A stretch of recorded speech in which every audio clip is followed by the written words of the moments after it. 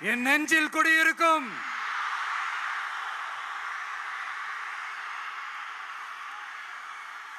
புதுச்சேரி மக்கள் உங்கள் அனைவருக்கும் என்னுடைய வணக்கம். வணக்கம் வணக்கம். எல்லாரும் எப்படி இருக்கீங்க?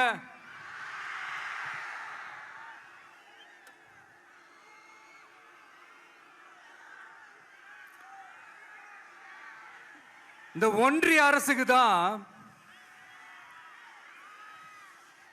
தமிழ்நாடு ஒரு தனி மாநிலம், புதுச்சேரி ஒரு தனி யூனியன் பிரதேசம். அவங்களுக்கு தான் தமிழ்நாடு தனி, புதுச்சேரி தனி, இப்படிலாம் இருப்பாங்க. ஆனா நமக்கெல்லாம் அப்படி கிடையாதுங்க. நாமெல்லாம் வேறு வேறு கிடையாது. நாம் எல்லாரும் ஒண்ணுதான்.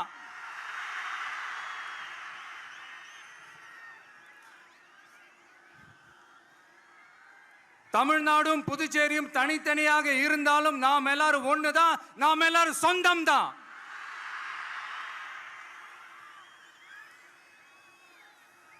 வேற வேற வீட்டுல, வேற வேற ஊர்ல, வேற நாட்டுல, வேற ஸ்டேட்ல இருக்கிறதுனால நாம் எல்லாரும் சொந்தங்கள் இல்லைன்னு ஆயிட முடியுமா?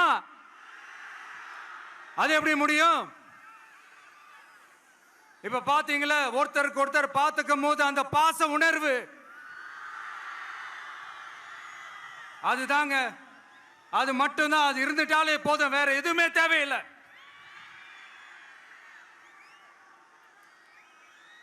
அதனால தமிழ்நாடு, புதுச்சேரி, கேரளா, கர்நாடகா, ஆந்திரா மட்டும் இல்ல, உலகத்துல எந்த மூலையில நம்ம வகைரா இருந்தாலும் அவங்க எல்லாருமே நம்மளோட உயிர் தான். அவங்க எல்லாருமே நம்மளோட உறவு தான்.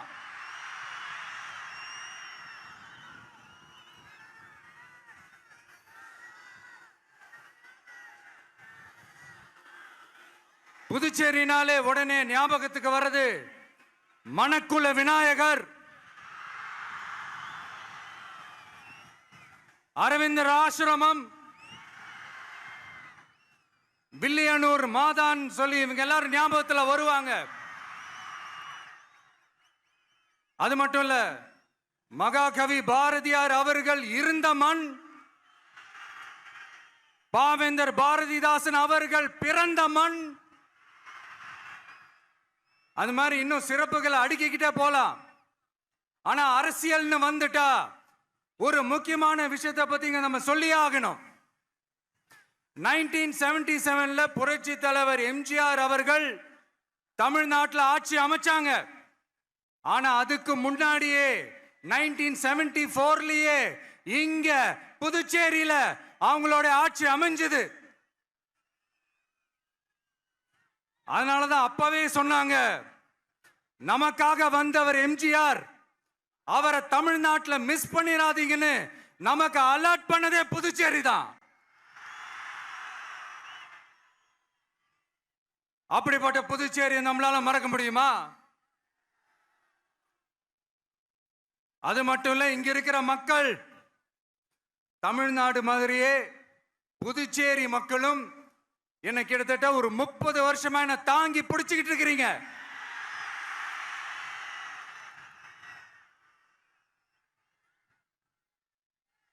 அதனால இந்த விஜய் தமிழ்நாட்டுக்கு மட்டும்தான் குரல் கொடுப்பான்னு நினைக்காதீங்க. அப்படி பண்ணாத தவறு. புதுச்சேரி மக்களுக்கும் சேர்த்து தான் குரல் கொடுப்பான். அது என்னுடைய கடமையும் கூட. அதனாலதான் இங்க நீங்க ஃபேஸ் பண்ற பிரச்சனைகளை பத்தி இன்னைக்கு நான் பேசுறதுக்காக வந்திருக்கிறேன். அது மட்டும் இல்ல, இந்த புதுச்சேரி கவர்மெண்ட்டை பத்தி நாம சொல்லியே ஆகணும். இது டெஃபினட்டா தமிழ்நாட்டில் இருக்கிற மாதிரி நம்ம திமுக கவர்மெண்ட் மாதிரி கிடையவே கிடையாது. ஏன்னா வேற ஒரு அரசியல் கட்சி நடத்துற நிகழ்ச்சியாகவே இருந்தாலும் அந்த நிகழ்ச்சிக்கு தன்னெழுச்சியா வர நம்ம மக்களுக்கு பாதுகாப்பு கொடுத்து பாரபட்சமே காட்டாம இந்த கவர்மெண்ட் நடந்துகிட்டு இருக்கிறாங்க. அப்படிப்பட்ட இந்த புதுச்சேரி கவர்மெண்ட்டுக்கும் நம்ம புதுச்சேரி சிஎம் சார் அவர்களுக்கும் இந்த நேரத்தில் என்னுடைய மனப்பூர்வமான நன்றிகளை தெரிவிச்சுக்கிறேன். இத பார்த்தாவது தமிழ்நாட்டில் இருக்கிற அந்த திமுக கவர்மெண்ட் கத்துக்கிட்டா நல்லா இருக்கும்.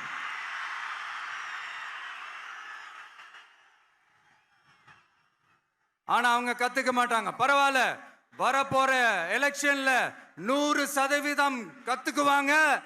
அத நம்ம மக்கள் பார்த்துக்குவாங்க.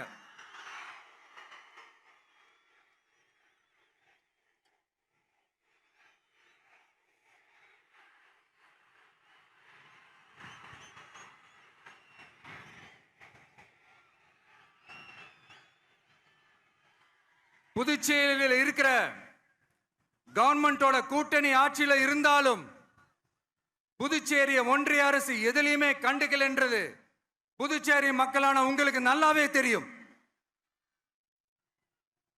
மாநில அந்தஸ்து கோரிக்கையை மட்டுமா கண்டுக்கல, இங்க வளர்ச்சி ஏற்படவும் துணை நிக்கவே இல்லைன்னு கேள்விப்படுறோம். இந்த புதுச்சேரிக்கு இன்னும் மாநில அந்தஸ்து கொடுக்கல. மாநில அந்தஸ்து வேணும்னு கேட்டு பல முறை சட்டசபையில தீர்மானம் போட்டு ஒன்றிய அரசுக்கு அனுப்பி வச்சுக்கிட்டே இருக்கிறாங்க. இந்த வருஷம் கூட மார்ச் மாசம் 27ஆம் தேதி 2025 அன்னைக்கு ஒரு தீர்மானம் போட்டாங்க. அது மாநில அந்தஸ்து வேணும்னு கேட்டு ஒன்றிய அரசுக்கு அனுப்புற 16வது தீர்மானம். புதுச்சேரி காரைக்கால் பகுதிகளில் மூடப்பட்ட 5 மில்கள், பல்வேறு தொழிற்சாலைகளை மீண்டும் திறக்கிறதுக்கு இதுவரைக்கும் ஒரு துரும்ப கூட கிள்ளி போடல. பல்லாயிரக்கணக்கான இளைஞர்களோட வேலை வாய்ப்புக்காக எதையுமே செய்யல. இங்க ஒரு ஐடி கம்பெனி உருவாகணும்ன்றது எண்ணமே இல்லை. அதை பத்தி யார் பேசினாலும் அது அவங்க காதல விழவே விழல. இங்க ஒரு அமைச்சரை ஊழல் குற்றச்சாட்டுல பதவி விட்டு நீக்கப்பட்டு அந்த இடத்துக்கு இன்னொருத்தரை நியமிச்சு 200 நாள் ஆச்சு. இன்னும் அவருக்கு ஒரு இலாக்காவே தரல. இந்த செயல் சிறுபான்மை மக்களை அவமானப்படுத்துறதுன்னு அந்த மக்களே சொல்றாங்க. புதுச்சேரியோட முக்கிய அங்கமாக இருக்கிற காரைக்கால், மாகே, ஏனாம் பகுதிகளில் எல்லாம் முன்னேற்றமே இல்லைன்னு அந்த பகுதி மக்கள் சொல்லிக்கிட்டே இருக்கிறாங்க. குறிப்பா காவிரியோட கடைமடை பகுதியான காரைக்காலை மொத்தமா கைவிட்ட மாதிரி தான் இருக்குது. இது எல்லாமே முன்னேற்றம் அடையணும். டூரிஸ்ட் பிளேஸ் ஆன புதுச்சேரியில போதுமான அளவு பார்க்கிங் வசதி இல்ல, போதுமான அளவு கழிப்பறை வசதி இல்ல. இதெல்லாமே மேம்படுத்தணும். புதுச்சேரி கடலூர் மார்க்கமான ரயில் திட்டம் வேணும்ங்கிறது நீண்ட கால கோரிக்கை. புதுச்சேரி மக்களுக்கு ஒன்னே ஒண்ணுதான் சொல்லணும், இந்த திமுகவை நம்பாதீங்க.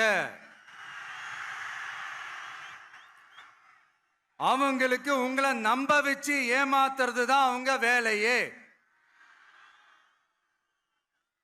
நான் சொன்ன பல கோரிக்கைகளை எல்லாம் தீர்த்து வைக்கிறதுக்கு நம்ம புதுச்சேரி கவர்மெண்ட்டுக்கும் அதோட மக்கள் திட்டங்களுக்கும் ரொம்ப அக்கறையா உண்மையா துணை நிற்கணும். தமிழ்நாட்டை ஒதுக்குற மாதிரி புதுச்சேரியும் ஒதுக்க கூடாதுன்னு நாங்க கேட்டுக்கிறோம். கிட்டத்தட்ட 20 லட்சம் பேர் வாழ்ற யூனியன் பிரதேசமான புதுச்சேரி மத்திய நிதி குழுவில் இடம்பெறவில்லை. அதனால் மாநிலங்களுக்கான நிதி பகிர்தல் அடிப்படையிலும் யூனியன் பிரதேசங்களுக்கான நிதி பகிர்தல் அடிப்படையிலும் புதுச்சேரிக்கு நிதி ஒதுக்கப்படுவதில்லை. அதனால ஒவ்வொரு ஆண்டும் புதுச்சேரிக்கு தோராயமாகவே மத்திய அரசு நிதியை விடுவிக்கிறது. அந்த நிதியும் அரசு ஊழியர்களின் சம்பளம், ஓய்வூதிய தொகை உள்ளிட்ட திட்ட செலவுகளுக்கே சென்று விடுவதால் மீத தேவைக்கு வெளிச்சந்தையிலும் கடன் பத்திரங்களை கடன் வாங்குகிறது புதுச்சேரி. இந்த நிலைமை மாறணும்னா ஒரே வழி, மாநில அந்தஸ்து நம்ம புதுச்சேரி மக்களோட பல்லாண்டு கால கோரிக்கை. புதுச்சேரிக்கு போதுமான நிதி வரத்து இல்லாததுனால வெளியே கடன் வாங்க வேண்டியதா இருக்கு. புதுச்சேரியோட கடனை குறைச்சு தற்சார்பு பொருளாதாரத்தை வளர்த்தெடுக்க திட்டங்கள் வகுக்கப்பட வேண்டும். மாநில அந்தஸ்து வாங்கினா மட்டும் போதாது இல்லையா, தொழில் வளர்ச்சியும் தேவையாச்சே.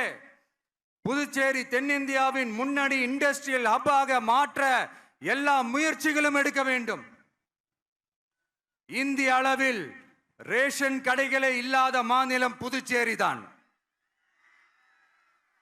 ஏழை எளிய மக்களுக்கு வாழ்வாதாரமே ரேஷன் கடைகள் தான். மற்ற மாநிலங்கள்ல இருக்கிற மாதிரி இங்கேயும் அரிசி, சர்க்கரை, பருப்பு, கோதுமை, எண்ணெய்னு அனைத்து பொருட்களும் வழங்கும் முறை சீராக்கப்பட வேண்டும். கடைசியா மீன்பிடிக்க செல்லும் காரைக்கால் மீனவர்களை அடிக்கடி கைது செய்யும் இலங்கை கடற்படை அவர்களின் படகுகளையும் பறிமுதல் செய்து விடுகிறது. அதனால் நீண்ட போராட்டங்களுக்கு பிறகு அவர்கள் விடுவிக்கப்பட்டாலும் படகுகள் கிடைக்காததால் படு மோசமான நிலைக்கு தள்ளப்படுகின்றனர். இந்த நிலை மாற வேண்டும். நான் மறுபடியும் சொல்றேன், இந்த விஜய் புதுச்சேரி மக்களுக்காகவும் எப்பவும் துணை நிற்பான். வரப்போற புதுச்சேரி தேர்தல் களத்துல நம்மளுடைய தமிழக வெற்றி கழகத்தின் கொடி பட்டொளி வீசி பறக்கும். கான்பிடென்டா இருங்க, நல்லதே நடக்கும். வெற்றி நிச்சயம். மீண்டும் சந்திக்கும் வரை நன்றி, வணக்கம்.